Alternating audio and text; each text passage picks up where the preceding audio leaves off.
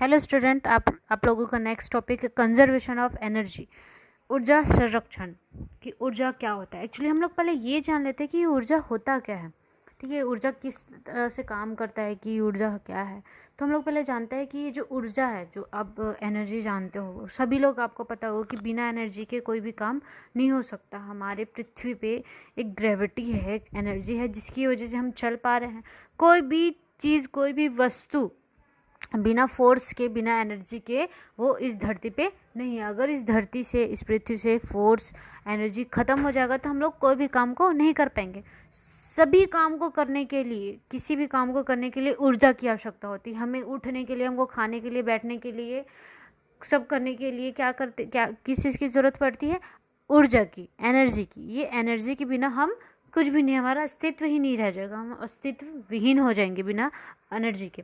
ठीक है, तो अब हम लोग जानते हैं कि एनर्जी क्या होता है, कि एनर्जी का कंजर्वेशन हम लोग किस तरीके से कर सकते हैं। ऊर्जा का संरक्षण जिसको बोला जा सकता है, ऊर्जा की बचत। संरक्षण मतलब होता है कि ऊर्जा की बचत हम लोग किस रूप में कर सकते हैं। ठीक है, तो जो कोयला व अन्य जीवाश्म ईंधन, जिसके प्रारूप जीवाश्म ईंधन की, और जो फॉसिल्स फ्यूल्स, जो जीवों की थ्रू जो मिलता है, जो कोयले वगैरह हो गए, जो बहुत सालों से ज़मीन में जो रहते हैं, समुद्र से, ये जो जीवाश्म ईंधन, फॉसिल्स फ्यूल्स जो जिसको बोलते हैं, उसी को बोला जा रहा है जीवाश्म ईंधन, जिसके प्रारूप में लाखों वर्ष, एक्चुअली जिसको बनने में, आपको सभी को पता होगा, जो फॉसिल्स फ्यूल्स होते हैं उसको बनने में बहुत ज़्यादा साल, बहुत ज़्यादा लाखों वर्ष उसको क्या हो जाता है, लग जाते हैं, उसको बनने में लगते हैं। धीरे धीरे कम होते जा रहे हैं। पिछले 200 वर्षों में हम लगभग 60% स्रोतों की खपत कर चुके हैं। अतः सतत विकास हेतु हमें ऊर्जा दक्षता, ऊर्जा को बचाने की कौशल के उपायों को अपनाना चाहिए। क्या हो रहा है, हम लोगों ने कुछ 60 दशक से इतने ज़्यादा 200 वर्षों से हम लोगों ने इतने ज़्यादा फॉसिल फ्यूल्स, जीवाश्म ईंधन का इतना ज़्यादा उपयोग कर लिया है कि वह, उनका जो खपत है वो एकदम ज़्यादा होने लगे, और वो धीरे से वो ख़त्म होने लगे हैं। ठीक है, कौन से फॉसिल फ्यूल्स वगैरह जो है वो सभी ऊर्जा। ठीक है, तो आज जो प्राथमिक ऊर्जा का 80% भाग अनवरीकरण, नॉन रिन्यूएबल व जीवाश्म फॉसिल फ्यूल्स स्रोतों जैसे कोयला, तेल आदि से प्राप्त होता है। यह संग्रह भी खपत बढ़ाने के कारण निरंतर घटता जा रहा है। समय के साथ कोयले की उपयोग, समय के साथ क्या हो रहा है, ये सारी चीज़ें जो एनर्जी जिससे हमको प्राप्त होती है, फॉसिल फ्यूल्स, कोयला वगैरह से क्या हो रहा है, उसकी धीरे धीरे करके खपत होते जा रही है, जिसका हमको निवारण हमको जल्दी से जल्दी करना पड़ेगा। तो जो एनर्जी कंजर्वेशन है, ठीक है, उसके बारे में वैज्ञानिकों ने एक कॉन्सेप्ट बनाया है, एक धारणा दी है कि हम लोग कैसे इसके बारे में रख सकते हैं। ठीक है, तो एनर्जी कंजर्वेशन की एक कॉन्सेप्ट है, जिसको हम लोग जानते हैं कि क्या है इसका कॉन्सेप्ट। तो क्या है कि जो ऊर्जा स्रोतों का इष्टतम, मतलब जो सर्वोत्तम उपयोगी क्या होता है, ऊर्जा संरक्षण का दूसरा नाम है। मतलब हम लोगों को जो एनर्जी जो हमको मिली है, उसका हम लोगों को सही उपयोग करना, सही तरीके से उसका इस्तेमाल करना, उसी को क्या कहा जाता है, ऊर्जा संरक्षण। जैसे कि हम लोगों को कोई काम नहीं रहता, फिर भी हमारे घरों में बिजली, लाइट, पंखा चलते रहता है, कुछ भी काम नहीं रहता तभी भी। किसी जगह देखना, कोई लोग इतने ज़्यादा लापरवाह होते हैं कि वो रूम में कोई काम नहीं है, कोई नहीं है, फिर भी लाइट, फैन सब क्या रहता है, चलते रहता है। क्या हो रहा है, ये एक तरफ से हमारे एनर्जी का मिसयूज़ हो रहा है। तो उसी को बोला जा रहा है कि ऊर्जा का, एनर्जी का सर्वोत्तम मतलब सही उपयोग करना ही क्या होता है, एनर्जी का, ऊर्जा संरक्षण का दूसरा नाम दिया गया है। ठीक है, ये कॉन्सेप्ट है एनर्जी कंजर्वेशन के बारे में।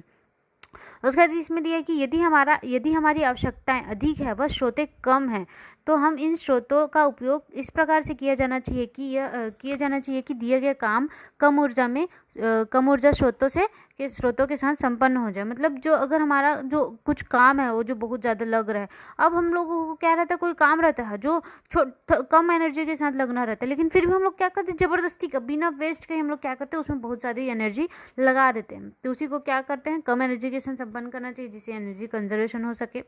उसके बाद फिर दूसरे शब्दों में ऊर्जा संरक्षण से तात्पर्य है कि कम ऊर्जा का निवेश करने से अधिकतम ऊर्जा की उत्पत्ति करना चाहिए। कि क्या करना चाहिए, जितनी कम ऊर्जा का जिस हम लोग अगर यूज़ करेंगे तो हमारी ऊर्जा बचेगी। ऊर्जा संरक्षण कई प्रक्रियाओं या उन्नति का परिणाम हो सकता है, जैसे उत्पादन में वृद्धि या तकनीकी उन्नति। एनर्जी कंजर्वेशन ये सारी चीज़ों में हो सकता है। ठीक है, उसके बाद फिर ऊर्जा संरक्षण व दक्षता, अलग अलग ऊर्जा संरक्षण को ऊर्जा संरक्षण व ऊर्जा दक्षता अलग अलग लेकिन संबंधित पद हैं। ऊर्जा संरक्षण को ऊर्जा की खपत करके प्राप्त किया जा सकता है। इस भौतिक पदों में मापा जाता है कि दूसरी ओर ऊर्जा दक्षता को उत्पादन, खपत या सुविधा स्तरों को प्रभावित किए बिना किसी विशेष उत्पादन प्रक्रिया या उत्पादन के क्षेत्र या उपभोग में ऊर्जा की प्रबलता को कमी करके प्राप्त किया जा सकता है। दूसरे शब्दों में एक ही कार्य को करने के लिए कम ऊर्जा का उपयोग ऊर्जा दक्षता एनर्जी इन्फिनिशिंग होती है। ऊर्जा दक्षता होती है। उदाहरण के लिए परंपरागत रोशनी के बल्बों को मतलब CFL बल्बों से बदलकर आप कमरे में रोशनी के लिए केवल ऊर्जा का 1/4 भाग ही उपयोग करने, इतनी ही मात्रा में आपके प्रदूषण में भी कमी आएगी। तो ये है आपके एनर्जी कंजर्वेशन, मतलब कॉन्सेप्ट ऑफ एनर्जी कंजर्वेशन, ऊर्जा संरक्षण की अवधारणा की ऊर्जा संरक्षण को किस रूप से हम लोग बचा सकते हैं उसके बारे में एक अवधारणा लिखा गया। ठीक है, तो अब हम लोग जानते हैं कि जो ऊर्जा दक्षता के लाभ है, मतलब बेनिफिट क्या होंगे ऊर्जा को बचाने से। ठीक है, किस किस रूप में हमको बेनिफिट मिलता जाएगा। तो पहले आपको जो बेनिफिट मिलेगा ऊर्जा दक्षता को, बेनिफिट ऑफ एनर्जी इफिशिएंसी में, कि उस ऊर्जा दक्षता को बचाने में क्या हमको फ़ायदा मिलेगा। तो हम लोग पहले देखते हैं कि उद्योगों में उसका फ़ायदा क्या होगा, उद्योगों में ऊर्जा दक्षता के लाभ क्या होंगे।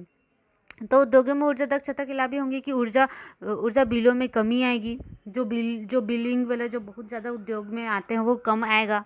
उन लोगों की भी बिजली बिल कमी आएगी अगर वो कम एनर्जी का उपयोग करेंगे। तो उसके बाद प्रतिस्पर्धा में वृद्धि होगी। जो कंपटीशन जो उद्योगों के बीच होता है उसमें क्या होगा, अधिक से अधिक वृद्धि होगी कि अरे भाई अब ये लोग इतना एनर्जी बचा रहे हैं, इतना एनर्जी का कम यूज़ कर, तो हम लोग भी इस चीज़ का करेंगे। तो लोग क्या करेंगे, देखेंगे और एक दूसरे से क्या करेंगे, फिर सीखेंगे कि कैसे ये लोग कम ऊर्जा बचा रहे हैं। ठीक है, उसके बाद फिर आपका उत्पादन में वृद्धि होगा, कम एनर्जी का यूज़ होगा। तो हम लोग क्या करेंगे, उस काम को जो लेट लतीफ़ जो काम होता है उसको जल्दी से जल्दी करने की कोशिश करेंगे, जिससे क्या होगा, आपके उत्पादन में और अधिक से अधिक वृद्धि होगी। जो काम लेट से होता है वो काम क्या होगा, जल्दी होगा। किसकी वजह से, एनर्जी को बचाने की वजह से। ठीक है, उसके बाद गुणवत्ता में सुधार होगा, मुनाफे में बढ़ोतरी होगी। हम लोग अगर कोई काम को कर रहे हैं तो ज़्यादा से ज़्यादा लोग लगेंगे, उसकी गुणवत्ता अच्छे से होगी, उसकी क्वालिटी बढ़ेगी। हमको उस चीज़ में क्या होगा, उद्योगों में हमको उसका मुनाफा मिलेगा। ठीक है, जो एनर्जी हम लोग जो स्टोर करके रखेंगे, जो बचा के रखेंगे, उससे क्या होगा, हमको फ़ायदा होगा। ठीक है, उसके बाद फिर दूसरा आपका होगा ऊर्जा दक्षता के लाभ में कि राष्ट्र को ऊर्जा दक्षता के लाभ क्या होंगे, जो आपके है उसके बेनिफिट क्या होंगे, किसको, नेशनल को क्या बेनिफिट होगा ऊर्जा दक्षता के। तो उसको देखते हैं कि ऊर्जा निर्यात में कमी होगी। जो ऊर्जा निर्यात जो होता है इतने अधिक मात्रा में, वो क्या होगा, उसमें भी कमी आएगी। बची हुई लागत से गरीबों को कम किया जा सकता है। जो गरीब रहते हैं, हम गरीब भाई बहन लोग रहते हैं, वो लोग क्या करते हैं, बिजली बिल पेमेंट नहीं कर पाते हैं, वो लोग अपने खर्चे नहीं उठा पाते हैं। तो जो हम लोग जो बचा के रखेंगे बची हुई बिजली, क्या करेंगे, गरीबों को दे सकते हैं हम लोग उसको। सीमित संसाधनों का संरक्षण होगा। क्या होगा, जो राष्ट्र है उसको ऊर्जा दक्षता से हमको सीमित संसाधनों का संरक्षण होगा, कम संसाधन कम रिसोर्स का यूज़ होगा हम लोगों को, जैसे आपका पॉल्यूशन भी नहीं होगा। उसके बाद ऊर्जा सुरक्षा में सुधार होगा। जो भी हम लोग क्या करते हैं, अभी के टाइम पे हम लोग ऊर्जा की सुरक्षा नहीं कर पाते हैं ठीक से, क्योंकि हमको आता ही नहीं, हमको ऊर्जा को बचाना, ऊर्जा की बचत करना हमको आता ही नहीं है। तो उससे क्या होगा, राष्ट्र को ऊर्जा की सुरक्षा में सुधार हो जाएगा, जिसको सुधारने की कोशिश करते रहेंगे। ठीक है, तो ये तो हो गया राष्ट्र को लाभ। अब हम लोग देखेंगे कि विश्व को ऊर्जा दक्षता से क्या लाभ हो सकता है। तो जो विश्व है GHG, वह अन्य प्रकार के उत्सर्जन में कमी आएगी। जो GHG जो है उत्सर्जन, उसमें क्या होगी, कमी आएगी। उसके बाद फिर आपका जो सतत पर्यावरण का अनुसरण है, जो सतत पर्यावरण जिसके बारे में सतत पर्यावरण के बारे में जो दिया गया है, जो भी हमारा जो पर्यावरण रहता है उसका क्या होगा, अनुरक्षण होगी, उसकी सेविंग होगी, उसको ज़्यादा हानि नहीं होगा हमारा जो पर्यावरण है उसको। ठीक है, उसके बाद फिर हम लोग देखेंगे कि जो भविष्य के लिए ऊर्जा की योजना क्या है। अब हम लोग ये जान तो लिए हैं, बचाएंगे बिजली को, हम ऊर्जा को बचाएंगे। तो हम लोग अगर ऊर्जा को बचा रहे हैं, ठीक है, फॉसिल फ्यूल्स को, जैविक ईंधन को हम बचा रहे हैं, तो हमारे से भविष्य कैसे सिक्योर रहेगा, हम भविष्य में कैसे शांति से रह सकते। तो भविष्य में ऊर्जा की योजना क्या है, देखते हैं कि भविष्य के लिए ऊर्जा की योजना जो शीघ्रतम, मध्यम अवधि व दीर्घ अवधि की योजनाओं में वर्गीकृत किया जा सकता है। इन योजनाओं में विभिन्न घटकों की सूची दी गई है। मतलब जो योजना है, जो 3 उसमें जो भविष्य की जो योजनाएं हैं उसको 3 टॉपिक में बांटा गया है। कौन कौन से? दीर्घ शीघ्रतम योजना, मध्यम अवधि और दीर्घ अवधि। तो देखते हैं कि दीर्घ अवधि शीघ्रतम योजना क्या है। तो शीघ्रतम योजना में हम लोगों को ये है कि पहले से विद्यमान संपत्तियों या अनुकूलतम उपयोग होगा। जो पहले से जो हम लोगों के पास जो संपत्ति है उसमें क्या होगा, उसका हम लोग अच्छे से यूज़ कर पाएंगे उसका दीर्घतम योजना में। उसके बाद उत्पादन पद्धति में दक्षता तथा वितरण हानि में कमी होगी। मतलब जो उत्पादन पद्धति जो होगी उसके क्या होगा, वितरण में हानि कम होगी।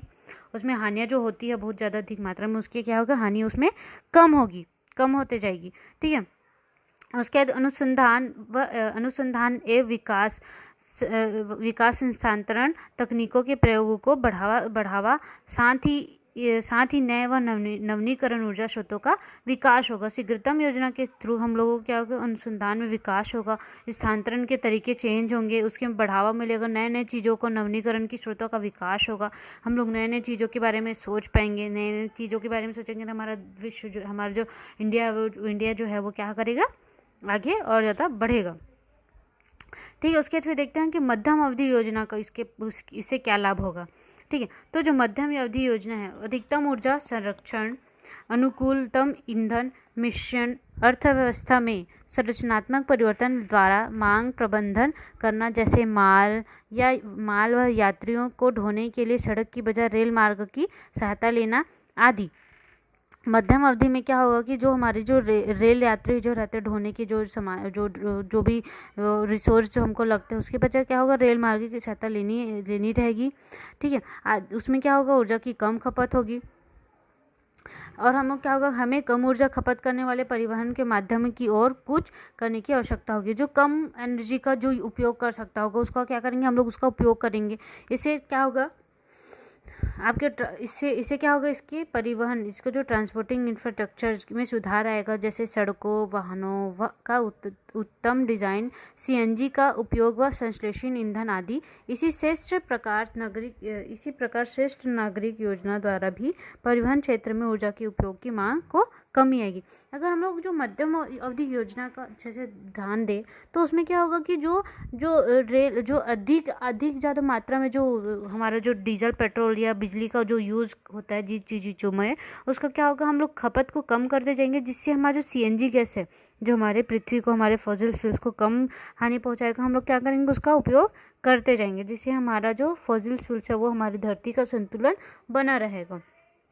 ठीक है। उसके बाद फिर अनवनीकरण से नवीनीकरण ऊर्जा स्रोतों जैसे सौर, पवन, बायोमास ऊर्जा आदि के पास में जाने की आवश्यकता है। मतलब हम लोग क्या करेंगे, अब ये सारी चीज़ों को छोड़ देंगे तो हम लोग क्या करेंगे, नई नई चीज़ों का स्रोत, नई नई चीज़ों को बनाने लगेंगे।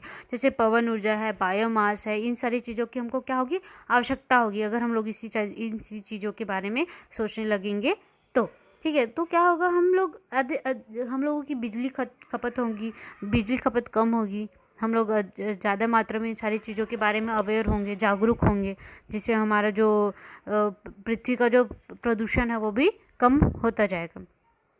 ठीक है। उसके बाद फिर देखते हैं कि दीर्घ अवधि योजनाएं क्या है भविष्य की ऊर्जा योजना को लेकर।